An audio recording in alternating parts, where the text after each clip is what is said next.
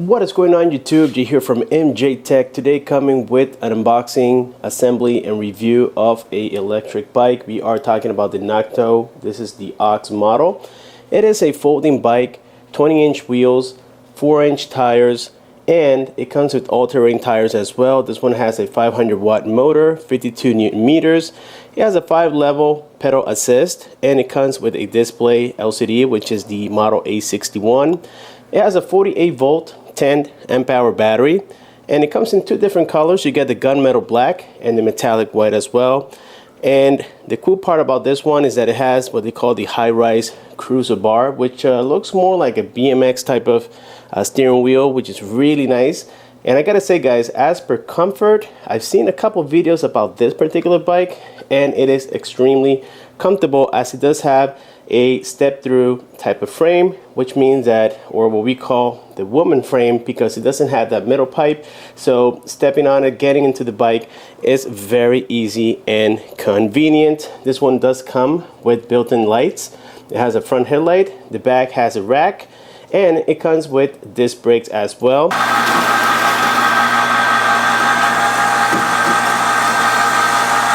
Okay, so we got this thing totally undone. We do have here a 6-speed Shimano system with a single speed for the front here for the pedal crank. And wow, it looks really cool. You can see the folding mechanism. It does have a stand for when you fold it. It can stand upright. Here we have the battery, again 48 volts, 10 amps. We have, of course, the front tire with the seat and the pedals, and the charger, manuals, all that good stuff. We have it on this side. On these bikes, it's quite simple to get things done. All we have to do is install the seat, the pedals, the front tire, and the handlebar. And of course, we have a little fender that came included with it, which is down here, guys. I believe this is a 9/16 type of wrench, and it came with some tools inside, as well as some little caps here for the front tire. Basically, all we have to do is insert the bracket like this, and then you put the headlight on top. So it'll be easier if you can go ahead and insert the screw, then insert the fender, and now we go from the back side and we put in the nut. Now these two brackets, they go on here like this, and now we get these two tightened. And these are a size 5 Allen. It came included, but I prefer to use my impact drill. For those of you who know me, you guys know that I do prefer this method of plunge.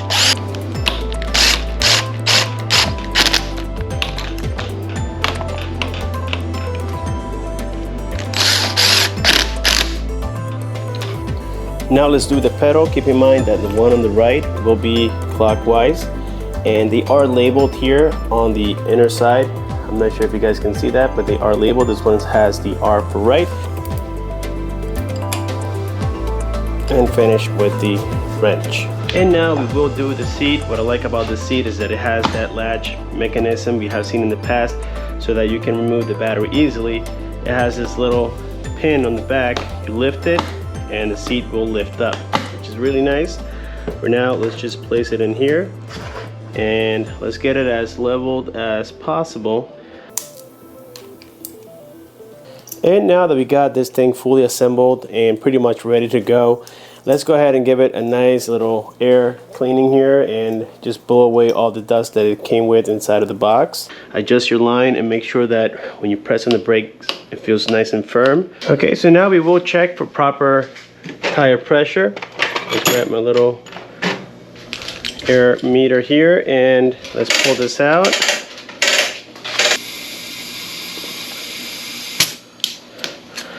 We need to get it to about 28, and that's a little bit more. That's about 30. There we go. That's fair enough. We got it to about 28, and the front will be at 25. Once you have power to the bike, now we can turn on the bike by pressing and holding the power key towards the left side, and this will be your main display right here. So it gives you the battery, it tells you the speed, then you have the odometer, And if we press here the CUR button, that turns on the light. Now if we press and hold for a few seconds, it'll give you the walking mode. And for this, we had to be on the bike because it'll take off, so just be very careful with that button. I already did it, and yes, the bike took off by itself. You disengage it by pressing on your brakes. So now that we know that, you have a couple things on here. If we press the power key, it goes into trip mode. If you press it once, press it again, now we have the voltage of the battery. If you press it once more, now we have the wattage coming out of the motor. That way you know the maximum capacity. Remember, this is a 500 watt motor. And then we have the time that it's been turned on, and it goes back into the odometer. So we have something very cool with this particular bike. Well, first of all, we have now the pedal assist. So we have the speeds 1, 2, 3, 4, and 5. We can decrease those as well. Now if we press the plus and minus buttons at the same time, we will enter here the P settings. So we have P01. This is for the brightness of your display. So the max we can go is up to 3, and I do like it on 3, especially since I use this mainly in the daylight. Then the next one we have here is for kilometers or miles. From here you choose which one you prefer. We do a lot of miles here in the US, so we're going to leave it at that. Then P03, you don't want to change it. This is your voltage. Then we have P04. I had no idea what this one is. We will have to check on the manuals. I'm just giving you the brief ones. P05, I believe this is pedal assist. This is for your tire size. P06. And then we have P07. I have no idea what it is. P08, that's for your speed. And on this bike, we are already at 100%, guys. And for the rest, just check your manuals and it'll give you the information. These are just the most important ones. To get the bike ready for transport is quite simple. First, we must unfold the pedals. If you press on them like so, then you can easily fold them. Now, this one doesn't have a folding mechanism for the handlebar. You can only undo here the middle section. So now what we do is after we undo the latch, we lift it up, and now we fold it. It has a stand already in case you have to use it, and this is how you fold it, guys. Beautiful day today. Finally, it's been raining now for like the past 4 or 5 days non-stop, and I live in South Florida area, specifically Fort Lauderdale. It has been hammered with a lot of water, and here in West Palm it has been quite similar, except that we don't have any recorded flooding. Anyways, beautiful day. We're going to be testing the Nakto, and this is the Ox model, guys. So far we have it completely charged, and we're just going to do our typical routine here, which is test the bike. We will do a speed test on each pedal assist mode, and right here coming up we have a hill in which I want to test. That's going to be our first test here. This particular park is called the Dyers Park in West Palm Beach, and I love this park because it has hills all over the place. So right here we are doing a test going uphill. This one has at least a 15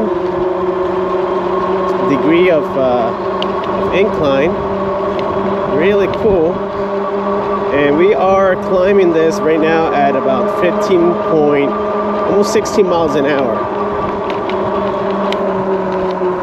Check this out, guys. Now here it gets a lot steeper.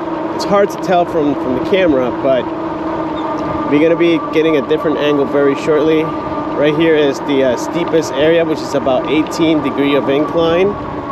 And it did it like nothing. At 10 miles an hour, you can see how high we are from the surface, and this thing just did it like nothing. So yes, you can pedal. Now what I have to tell you is that when you are pedaling, if you have it on pedal assist, let's say 5, which I have it right now, you're not really pedaling, guys. You're just, I guess, moving your legs a little, but you're not doing anything. You're not helping the bike whatsoever. It's all going to be you know, motor power.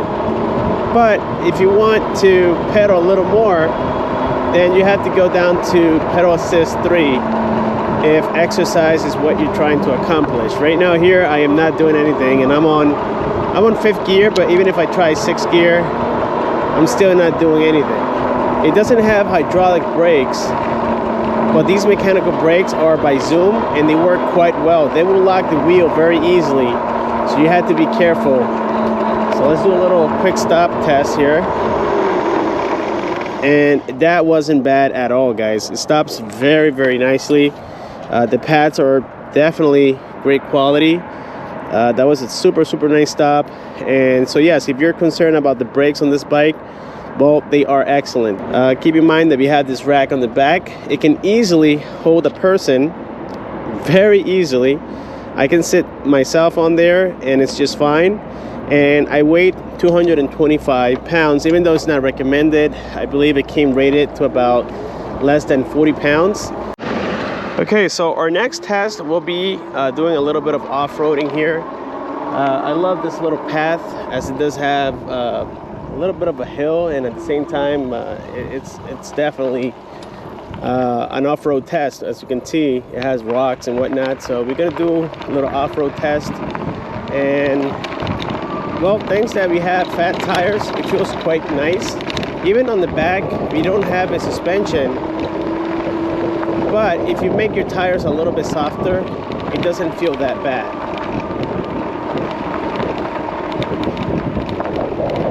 Keep in mind that the suspension, keep in mind that the seat does not have springs, so it feels a little bit firmer. But again, the tire is where you get most of the help, guys. Full throttle.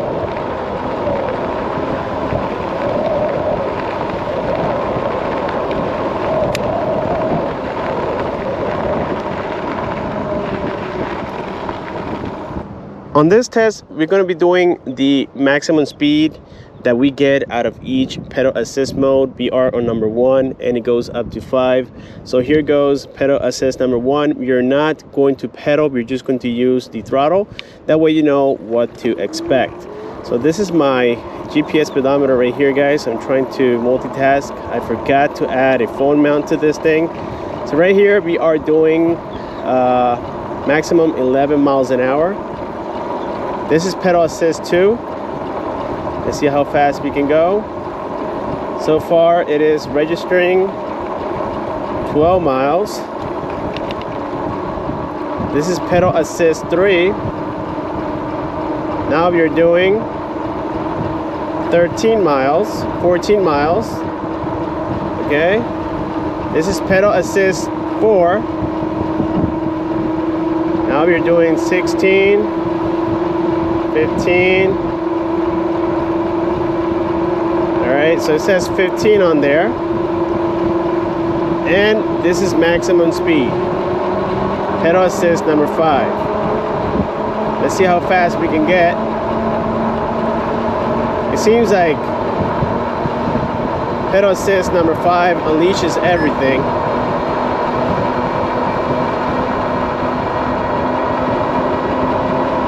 So it looks like we got stuck at, alright, 22. And I get a 23, there we go, 23. Alright, it looks like 23 is going to be our maximum speed here, guys. The seat on this bike is positioned right, but the only issue I'm having with the seat is that, yes, it is wide and overall comfortable, but it needed a little bit more padding, especially for when you hit bumps. After some use, I would say more than 30-40 minutes, you start feeling it. We have now done approximately about 7 miles, 8 miles in total. And the way this battery indicator works is that if you let the throttle go, it tells you exactly how much battery you have. So technically I lost just 1 bar, but then if you hit the throttle at its maximum capacity, then the battery goes down to like 3 bars approximately. I don't like that kind of battery indicator because it's never accurate. You don't know exactly how much you have until, well, you run out. So yes, guys, in terms of the overall usability of this bike, I have to say it's really comfortable. It's really good, with the exception that, like I said before, the seat is a little bit hard. But besides that, it is an excellent bike for local commuting, and it's built well. Nothing rattles out of the box. It came super great, no damage, and it seems like a bike that will last quite a long time. Keep in mind that with that rear rack, there's a ton of things that you can do with it. And this, my friends, will conclude today's unboxing, setup, and review of the Nakto Ox. Great bike for the price, excellent build quality, no complaints whatsoever. The only thing I have to mention is that I wish it had the steering column bending mechanism, because this is a little bit too tall, and for transport it makes it slightly harder, not too much, but that's actually one of my only complaints. I have one more. The seat needs more padding. Besides that, this is a really good bike, and even though it doesn't have hydraulic brakes, these mechanical brakes work more than sufficient. I love the fact that we have this bracket on the back. It could use also a tail light. It doesn't have one. It looks like it came with the bracket to hold a tail light, but it wasn't added. But keep in mind that this is considered a budget e-bike. But overall, guys, I have to say, very nice little bike. It comes already about 85% assembled. Very little that you need to do. Let me know what you think down below.